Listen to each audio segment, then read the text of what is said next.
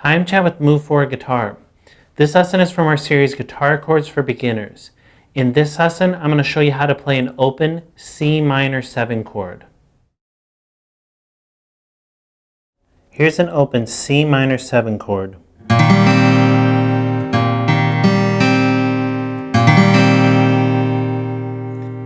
And this is a really uncommon beginner chord. It's actually a more advanced chord that just happens to work out in the key of C minor, or as a C minor 7. When you're using this as a movable chord, it's a lot harder chord to play, but for an open chord, you can play it as a C minor 7 and it sounds really nice and it's not too difficult to play. And like I said, it's not a common beginner chord, but there might be situations that you run into where you actually need a C minor 7. They might be throwing a C minor 7 in, changing keys in a song just for one chord or something, and you need a C minor 7. And this is a voicing that you can play as a beginner that's not too difficult to play. Most other voicings are going to be really hard voicings for a beginner. So you can use this, and if you ever come across it in a song, you have a C minor 7 that you can use. So the fingering for this chord is your first finger on the 5th string, 1st fret, your second finger on the 4th string, 1st fret, the next string is open, the 3rd string is open, and then your 3rd finger on the 2nd string, 1st fret as well. So everything, all the notes you're fretting are in the 1st fret. And with this chord, you really have to be careful to mute out the 1st string. If that 1st string's in there, it's going to sound horrible. Or the 6th string.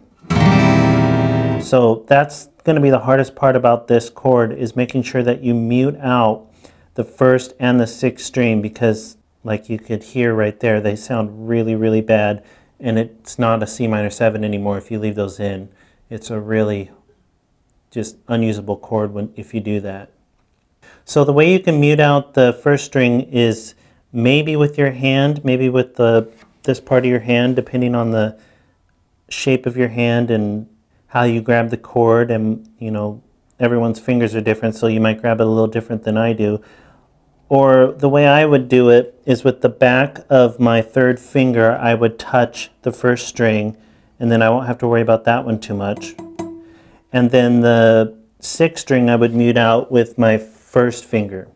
I would just lightly touch up underneath with my 1st finger and mute that one out. And then you don't have to worry too much about hitting them. You still have to avoid them a little bit, because down here they do produce some sound, that's pretty audible sound, so you don't want to hit them too much, but that way you're not going to have to worry about them ringing out a lot and really making this chord horrible.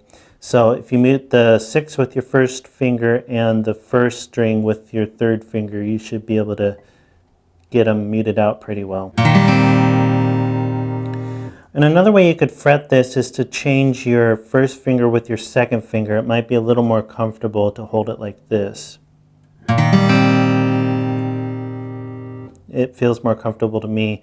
And another thing you're going to have to really do with this chord is to add a lot of pressure back here, because you're in the 1st fret, so it's going to take quite a bit of pressure to get this note to ring out and not buzz.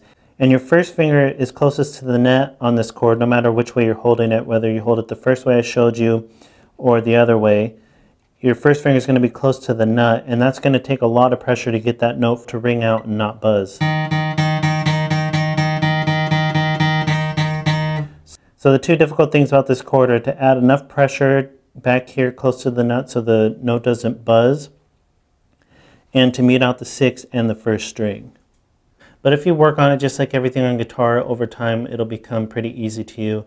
And like I said, this isn't a common beginner chord, but you might run across it, and if you get it under your fingers, you won't be hindered and not be able to play a song just because it might throw in a C minor 7. So that's an open C minor 7.